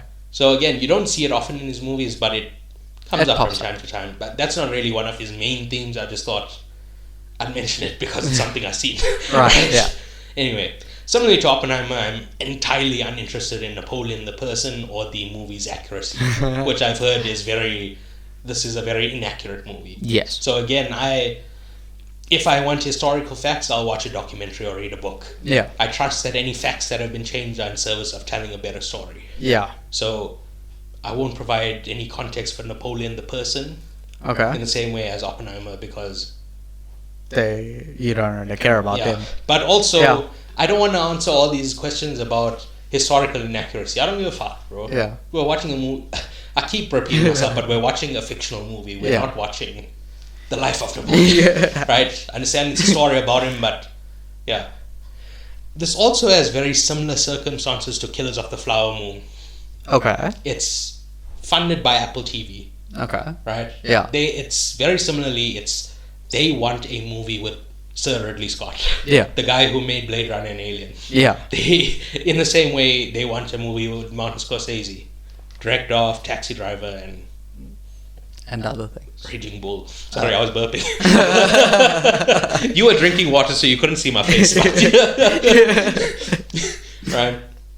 So it's going out in cinemas for a limited period, Yeah. and then it'll go exclusively on their streaming service. Okay. So, yeah, Cool. kind of like this, Yeah. having good movies. Yeah. In my opinion, that's pretty good. Yeah. So can we get into the movie? The actual movie. Yes. Yeah. We're running quite long. Yeah. Like Little right bit. now, our episode last week was shorter than where we're at now. We're like 5 minutes over where we were last week, and we're only getting to the movie now. Yeah. Anyway, do you want to start? Yeah, I can. I really liked how it was shot. It was like, there's just, I don't know, I don't think there's anything new with the camera, per se. It's just done competently and like... Yeah, it's just done in a really, really lovely way. Competently seems it's not big enough praise, you know what I'm saying? Yeah. But it's like, you know when you've done it for so long, Yeah. and it just becomes like second nature. It's just like, this is a person with experience. That's what I'm trying to get at. Yeah. Like, yeah. And it kind of feeds into this narrative that is style over substance. That, is, that this thing looks so good, Yeah. and it's entirely historically inaccurate. maybe those people who say style over substance, maybe they have a point. But anyway, yes, you were saying. Yeah, it's just like, there's these like, I guess they're kind of aerial shots, but they're like Napoleon's point of view. He's just standing on a hill. And the scale of these battles really, I don't know, not caught my attention, but it was like, it's nice to see. The movie you watched didn't catch your attention. That's an indictment. You know, that's not what I meant. Alright, whatever. But yeah, that's kind of it on cinematography. What have you got? Wow, I have a lot of things to say, but it begins with the French Revolution. Yes. Actually, cancel that. Okay. It begins with the Reign of Terror, which is after the Revolution. Yeah, pretty Right. much. Yeah. But this is where the idea of left wing and right wing comes from. Okay. Where like the people who were pro monarchy Yeah. just stood on the right hand side of the assembly, and the people who were anti monarchy just stood to the left hand side, and that's how the people who are against the entrenched power and are trying to get a more democratic society are on the left, and the people who are representing the entrenched power and are trying to keep a hierarchy are on the right. Yeah. That's the birth of this idea of like why we say left and right. Huh. Didn't know that. Yeah. Also, you'll have to quote this quote, but you don't know what it's about. Right? Where they say history often repeats, first as a tragedy and then as a farce. Yeah. It was written about Napoleon, and it's either his like grandson or like like when you're the grand uncle, his grand nephew. Yeah. Right? Right. So he is Napoleon Bonaparte. Yes. The grand whatever is Louis Napoleon. Oh. Right? Okay. So Marx was saying this Napoleon was the tragedy. Okay. But the fact that they never learned from it, and Louis Napoleon took over and also was a bad guy. Yeah. That's the farce. Yeah. And you can apply to a lot of other things. So like the obvious one is the World Wars. World War I was a tragedy. Yeah. The fact that there was another World War, that's the farce. Yeah. Right? Makes sense. The whole point of that quote is that something horrific happens. If you don't act to, undo the circumstances that led to that thing happening, it's going to happen again. And this time it's not, because the first time you can't see it coming. Yeah. But the second time, if you can see it coming and you do nothing, it's a farce. It's ridiculous. Right? So yeah, that's called the 18th Brumaire of Louis Napoleon. Huh. That's the... I can't remember. But whatever. So this movie is not really a movie. It felt more like a collection of short stories that all happen to have the same main character. Yeah. A series of vignettes, if you will, right? Okay. The only through line is Napoleon's obsession with Josephine. Yeah, pretty So much. it also didn't follow the usual rhythms of a movie. So usually, like, because I've watched so many movies, I know, like, all right, this is like the third act. I would estimate we're like hour and a half in. And I'll check the time and we're usually like hour and a half in. Yeah. Because you can kind of feel the rhythms of the movie, if that makes sense. Yeah, right. Like ebbs and flows.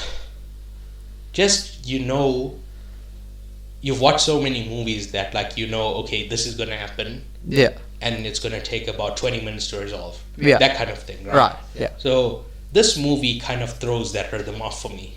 Okay. Because it's not necessarily like there's the opening act, middle, end. They're all just small stories Yeah. to get what I'm saying. I kind of felt it was like Shakespearean 5-act tragedy, Sure. where it's like, yeah, it's not really the I guess stereotypical way of doing things, but it's kind of, it's broken down into smaller portions where Yeah. in each thing it kind of, I understand that, but I'm saying in those portions, yeah, it didn't go like up. You yeah, know, it kind of stayed the same. yeah, it's very flat. That's what I'm saying. This Yeah. entire movie, you could swap a lot of scenes around. Yeah, With the exception of like him being older, it doesn't really matter what order you watch it in. Yeah, That's what pretty I'm trying to get at. That these are like small little stories. yeah, It's not how I would usually, what I would associate with the film. Now, I'm going to say something a little bit fucked, okay. but I fell asleep again. 2 weeks in a row. Unbelievable. That being said, I did go back and rewatch this, right? Okay. I missed like 20 minutes. Okay. Like the entire plot line of him having a child with another lady. I missed that. Oh. Look, I've always had trouble with sleeping. Yeah. But for the past like month and a half, I've stopped drinking coffee. Okay. So I still can't sleep, but I feel very tired all the time. Yeah. And I was in the theater and I was just like dozing off. And dozing off. And then like, there was like a big explosion. And that woke me up. And then like, I just went to the bathroom and splashed water in my face. Yeah. Whereas, what's the other one?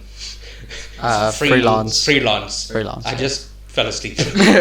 Like, I did not get up until like, the cleaner was like, Hey man, you need to get out gotta of here. get out of here, Well, please. you don't have to go home, but you can't stay here. Right. So yes, I did rewatch this, but I don't want to say the movie is boring. I'm saying I was potentially not in the right headspace to watch to it. watch that. Yeah. Yeah.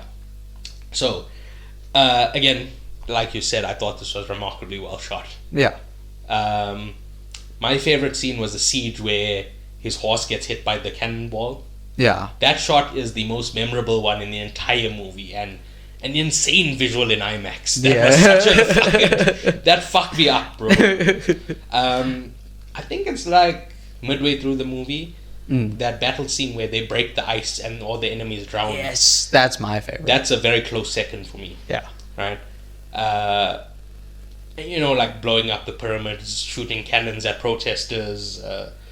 Actually, he's supposed to be like this genius tactician, Yeah. and he seems to only have one move, which is shoot people with cannons. Yeah, pretty much. Yeah. It's like, wait for them to slowly like walk up to you and then shoot them with cannons. Yeah. He has one move. But yeah.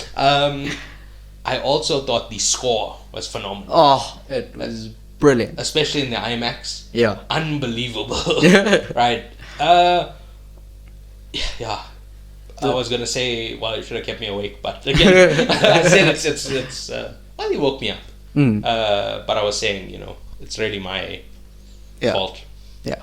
I don't want to blame myself. I hate blaming myself. Can I blame you for falling asleep? Right. I also thought this was an unbelievably funny movie. Oh, yes. Right? Yes, it was. It's maybe my second or third funniest movie of the year. Maybe even first. I have my first favorite is the Jennifer Lawrence movie where she fucks that kid. Oh, No Hard Feelings. No Hard Feelings. Yeah. So I don't know if this is equal with that or what, but also like Oppenheimer, the rest of the cinema was extremely quiet. So I don't know if I was just misunderstanding and laughing at things that weren't supposed to be jokes, but my favorite is when he shouted at the British, "Oh, you think you're so cool because you're adults." That it was an uncomfortable how much noise I made because I was laughing so loud, right? There was a guy that was like 2 rows in front of me Yeah. that laughed throughout the whole movie. Did we go to the same screening? Right. But the next scene, they're fucking. Yeah. then he like, it cuts to the next morning. Yeah. He comes, he kisses on the cheek and says, "Why aren't you pregnant?" In another scene, he shouts, "There's been more than enough lovemaking in this house, and not just with me." Yeah, they start throwing food at each other. Leading on from that, I thought Joaquin Phoenix was phenomenal in this movie. Yeah. I've been saying like, well, this person, that person, Yeah. for like best supporting, Yeah.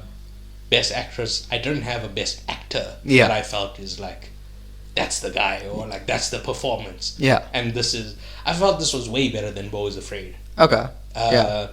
Me too. He's doing very well in that movie as well, but this character I thought was just a lot more his speed.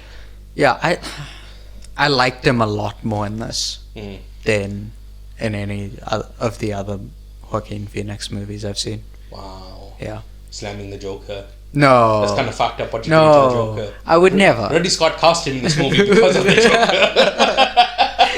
That towering performance, the Joker.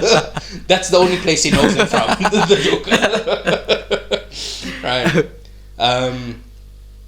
The people not having accents had me supremely confused. You're just like, look, I understand the idea. Yeah. You're making a movie for an English audience. Yeah. And most people hate subtitles. Yeah. Obviously due to literacy. Yeah. But so you want to have everyone speak in English, but give us a French accent. Generally, to get around that, they do put on an accent. Yeah. Which some people say is offensive, but it's easier to understand because it's like I couldn't really follow who was who. Yeah. Like I know there's a little thing that says their name and what country they come from. Yeah. But I can't remember that throughout the scene. And like everyone has a British accent. Yeah. So yes, I don't like that at all. Yeah. If like everyone was in much starker contrast in terms of colors. Yeah. Like this person only wears blue. It's a pretty colorless movie as well. Sorry. Not colorless, just bleak. I'm not bleak. Like muted. Yeah. Yeah. But I yes. guess. Yeah. I guess there were colors, like that one guy wore green, but I mean like much more pronounced. Like make it obvious. Yeah. Because the accents. They're I not doing anything. I struggle to follow like the plot. There In was certain place, but again, this was not a very plot-heavy movie. Like I said, it's more or less going from set piece to set piece. But in those moments of speaking, I really found it tough to follow. There was that. I want to say he was the Austrian guy, but his accent sounded way more Russian than Austrian. But I don't know. There was an Austrian in this movie. He like I don't think he really does much. I think he marries his sister, or like that guy. Wow. You know the. Jamie Lannister. I guess that makes no sense to you. But in Game of Thrones, Jamie Lannister and his sister they're doing twincest. No, man, not like that. As in Joaquin Phoenix marries his sister. Oh. The chick he has the baby with. Oh. Yeah. Why'd you say that? You said I see how that can be misconstrued. You said you got married to the sister. Anyway, yes. But yeah, that's the only accent I could pick out, I guess. But even then, it wasn't. Well, I just after like the first act, I decided not to bother because it's like no idea what's going on. Yeah. Yes. Yeah. After they find the Russian place abandoned, that place gets burned down. Yeah. That third act slows down quite a lot. Yeah. You know what I was saying about like the rhythms of a movie? Yeah. It would usually build, and then like halfway through the third act, things get resolved. Yeah. And then the last little bit of the movie is like kind of like an epilogue, but not really. Like tying off close ends. Yeah. That's the thing, right? Yeah. But after that, it felt more like that Russian palace being burnt down Mm. was like the end, and the movie just kept on going. Yeah. So again, I thought this movie was a little bit long. Yeah. Could easily chop out half an hour. Yeah, probably. Although originally, Mm. I looked at the runtime Mm. and I was like, 2.5 hours. That's gonna be so long, so kind of tedious, I guess. Mm. But I think having it broken down into like smaller segments made it a lot easier to get through, if that makes sense. Well, I will say the second time I watched it was much easier. Because, first of all, because I knew like what was coming, Yeah. and yeah, I guess what you're saying. Because they each can keep your attention for a little bit of time, and then it kind of like there's a small lull, and then it goes back into doing things. All right, well, your rating. Well, sorry. Do you have any more points or? I didn't like the way Napoleon was written. Okay. He just seems kind of, I don't know, like not clunky. Well, I was gonna say he's a bit of a loser. Yeah, yeah, that's a good way to put it. Yeah, Mm. yeah, he's just kind of like, how did he get into power? He's like an incel. Yeah, kind of. Although, Except he does get yeah, pussy. yeah, So he's like not, a lot. he's not an incel. Yeah, He's just a whiny bitch. yeah. That's more. He whines a lot. Yeah. That's the thing that I don't really like about him. But You'd other assume than- he'd be like a stoic leader. yeah, You know, the rest of his army is getting like, you know, like in the Justice League when the chips are down, yeah, everyone's fucked up, yeah, and you look to the sky, who's there? Big Blue. yeah. He's the last man standing, you know. He's there. And then He's ready. just seeing him powers you up. You Yeah. know, you're like, God damn it! If he's not going down, I'm not going down. Yeah. Right? Yeah. And that's the same year. Well, not the same year. This is the exact opposite of that, right? I don't look at if I was a French soldier, I wouldn't look at Napoleon and be like, oh, that guy's Superman. I think that's like the Toad from the X-Men. It's not even the same universe. Yeah. So rating. Oh, sorry. Are you still? No, that's it for. Alright, so rating. my stuff. I gave it an 8. All right. Like, I enjoyed it, but there were some things that literally in my notes I went, I'm pretty sure that's not how that went, but Well, this yeah. is a movie. So. Sorry. I was gonna ask you, do you have any historical stuff that you want to talk about? Because I know you love history. It's a lot Let me of. stop you right there. I hate history. Yeah. I'm looking forward. You looking backward. Yeah. But anyway, carry on. Yes. Talk I about don't- your history shit. I don't want to talk about it, but since you've said talk about it, I can. It's a lot of small things. So like, the year of their divorce was like, I think it was actually in 1807, but the movie says 1809, Yeah. or opposite way around, something like that. It's a scandal, is what you're saying. Yeah. Yes. He uses a lot of kind of World War One tactics. It's not really that period's military tactics that he's using. I see. He's using other stuff from way different places. Couldn't you say he's the head of the game? I guess. A lot of people still say he's the best. Well, we were mentioning it. He's one of the best military commanders of all time. Yeah. So it doesn't seem out of place that maybe during World War One they may have been using his techniques, In theory, yes. but it's not the case. Yeah, no, because the technology is vastly different. I So see. you can't He really. wouldn't have been able to do it. Yeah, All right. exactly. Yeah. Then there's also he got Josephine dies after he's. Big spoiler. What the fuck? We've both watched this movie. The listeners, the poor listeners. They should have watched this movie too. But yeah, so After fuck, yeah, something like that. All right. Right. What happens when Josephine dies? so she dies like a year into his exile, right? Yeah. And then he comes back because, well, not because she's died, but it's like one of the reasons that he comes back. But historically, she died way before he was exiled the first time. Wow. So it's just like the little things, but that's really about it. Question: Yes. These things you mentioned, Yes. how do they detract from the movie? They detract from my enjoyment. I see. In what sense? Like, specifically my enjoyment. Because it's like, why don't if they get something wrong, it upsets you. Yeah. Wow. But that's just me. Because Alright, it's yes. like... The thing is, as you explain it, I'm like, none of these things make a difference to the movie. The story being told. These are just like, this is the stereotypical example that I gave of why I don't care. Yeah. It's like shifting some dates around, that kind of thing. Yeah. Yeah. But anyway, so you gave it an 8. Yeah. So I gave it a 9. Okay. I'm leaning towards a 10. Okay. Not leaning toward. I'm thinking about going to a 10. Okay. But I'm leaning towards a 9. Right. It's just the length that really got to me. Yeah. It's very long. If they could chop out 20-30 minutes, that'd be...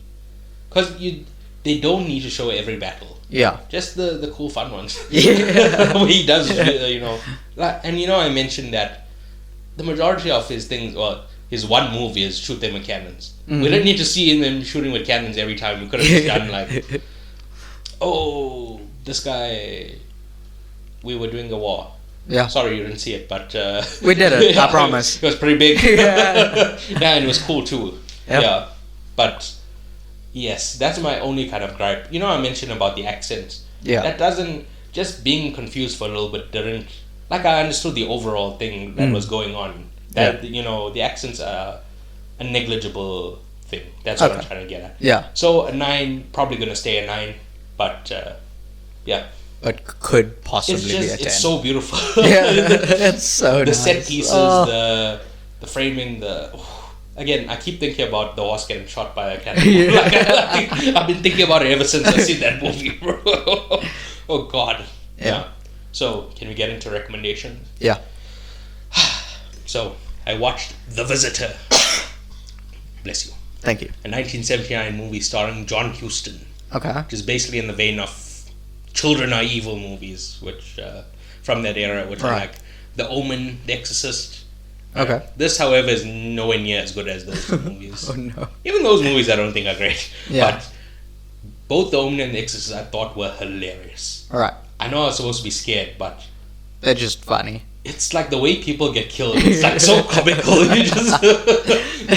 So she's being possessed and she's vomiting all over the place. Like, it's not scary, it's pretty funny. Like, somebody goes to talk to her and she just goes Oh God. It's truly so funny. Yes. But yes, this was a very slow, boring movie. Okay. I gave it a 5. Mm. And I don't usually do this. Like, if you notice, I very, very give lower than like a 5. Yeah. That's like my... Like, if you're holding the camera up and it's stunts up thing, I'll give you like 4 marks. Right? I'm like very lenient. But fuck, this was boring. Jesus Christ. Okay. So I gave it a 5. Right. Because a 4 feels like very harsh. Mm. So 5 just seems good. Okay. Then I watched Napoleon Dynamite, which was an offbeat surreal comedy from my youth. Nice. Your brother is a big fan. I did not know that. Yeah, he was. I don't know if he's in one day, if he's seen it recently. But now the big question is, did I watch it? Did I watch this because the main topic this week was Napoleon?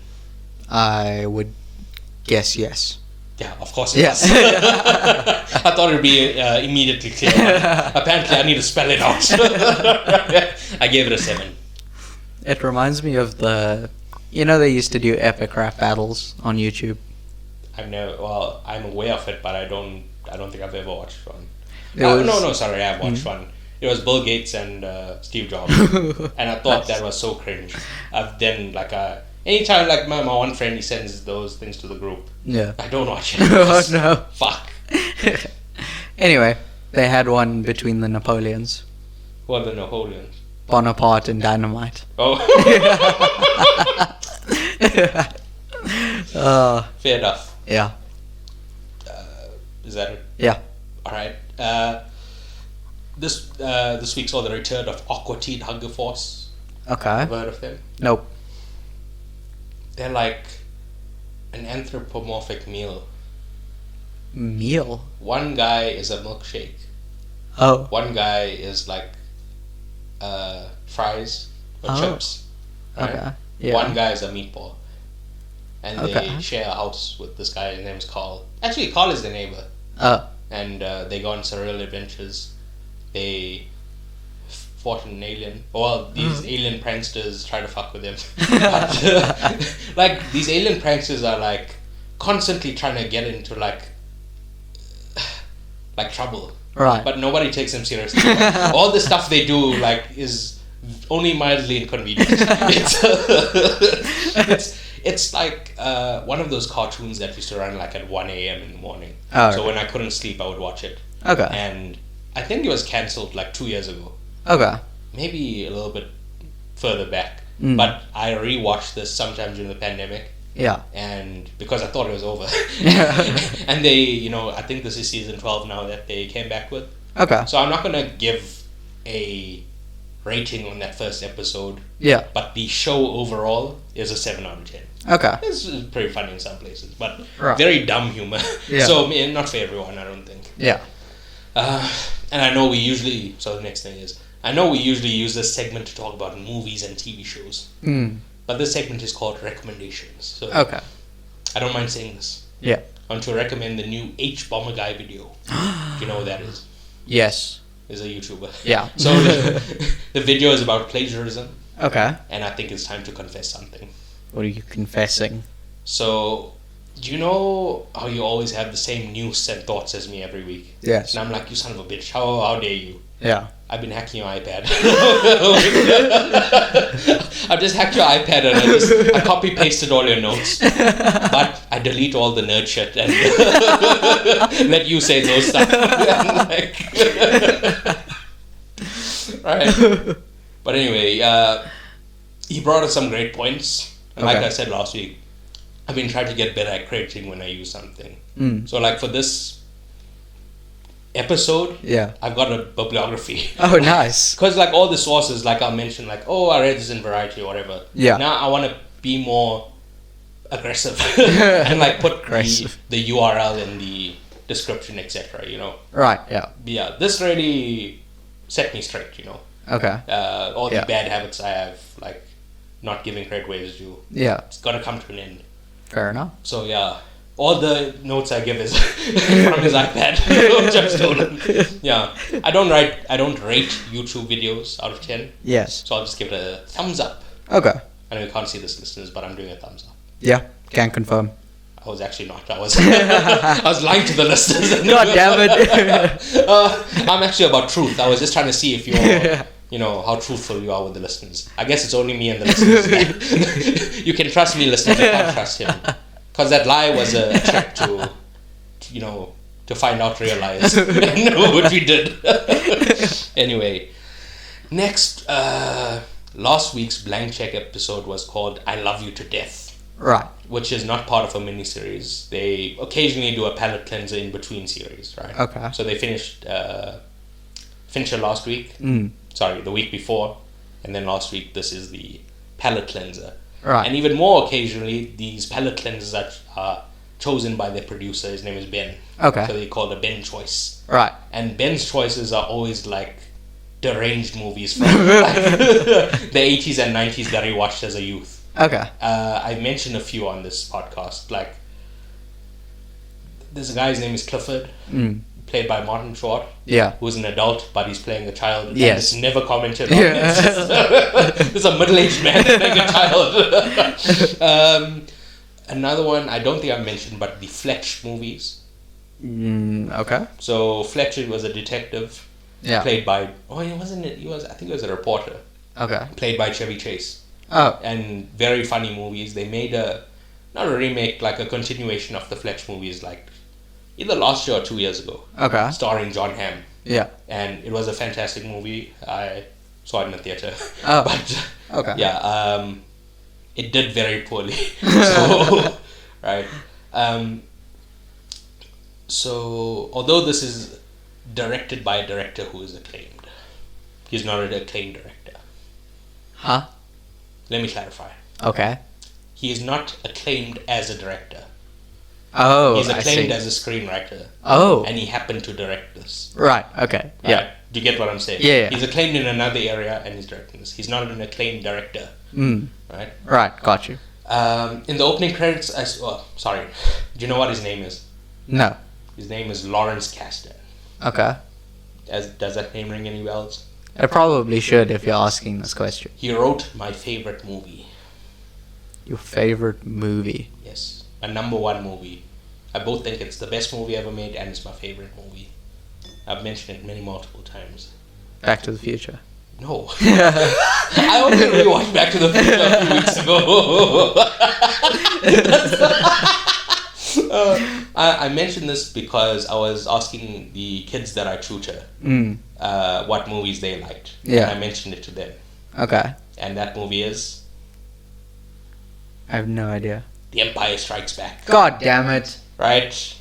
You know, I was telling the kids that, I'm like, you guys know about the new Star Wars. Yeah. And I'm like, the Star Wars I like is from the 80s. And they were like, what? There was Star Wars before? It's like, yeah. Anyway, he wrote The Empire Strikes Back, so he kind of, somewhat of a blank check. That's why I'm like, even though this isn't a blank check series, Yeah. it kind of works as because most of Ben's choices, all of Ben's choices are not blank check movies. They're just whatever he... Yeah. Whatever you can think up. But as I was watching this, I thought, wow, this is a kind of a blank check in and of itself. Because he gets this huge career because he didn't only write The Empire Strikes Back. Like, he wrote quite a few movies that did very well. Yeah. And he parlayed that into a directing career, which was very bad. Oh. Right? So they were just kind of like, we've got lots of offers for you to do screenwriting. Yeah. None to be a director. And he's like, no, I want to direct. Right? Anyway, in the opening credits, I saw James Cameron. Okay. So I assumed that he was a producer and I was expecting some weird sci-fi stuff. Okay. As it turns out, I was mistaken. The name was actually James Gammon. Like the meat. Right? Who was an actor in the movie. So anyway, in the movie itself, the main character is a insanely racist caricature of an Italian man played by Kevin Kline, who is not Italian. Oh no. Right. It's about a woman who's trying to kill her husband, but he keeps surviving. Right. It has a few laughs, but overall not a good movie. Okay. I was leaning towards a 5, but that feels a bit harsh, so I gave it a 6. Okay. And your recommendation? I watched No Hard Feelings this week. Yeah, the Jennifer Lawrence one. Yeah, that's the only reason you you knew the name. Yeah. But I didn't really enjoy it that much. I found it to be there's some very, very funny moments, but I didn't. I don't know. I guess I just didn't enjoy the plot that much. Because you hate sex comedies. That's another thing we've established on the show. Yes. It makes you upset. Yeah. You hate the idea of love. You only love things. I mean. Yeah, hate is your favorite emotion. Yes. Yes. Yes. Anyway, carry on. So yeah, I mean, it was alright. I gave it a 7. And that's all I had time for this week. Wow. So what were you doing? Say it. Gaming. Preparing for this podcast. That's bullshit. You can't prove that. What games are you playing? What games do I play? What games were you playing when you were supposed to be? I'm sure it's like the plane game. The plane game? When you shoot, you're playing and you shoot guys. CSGO. What's CSGO? CSGO is a first-person shooter. Yeah, shooting. That's So what I like, said. You're like an army guy. Yeah, what if you're a guy in a plane that shoots? What's that? That's a different game. I guess maybe War Thunder. Alright, whatever. What were you playing? League of Legends. So you admit. Oh my god, he admitted. Oh my god. He said the line. Yeah, but that's bad. Yeah. We're doing a movie podcast, not a whatever rubbish we're doing. Anyway, are you done? Yeah.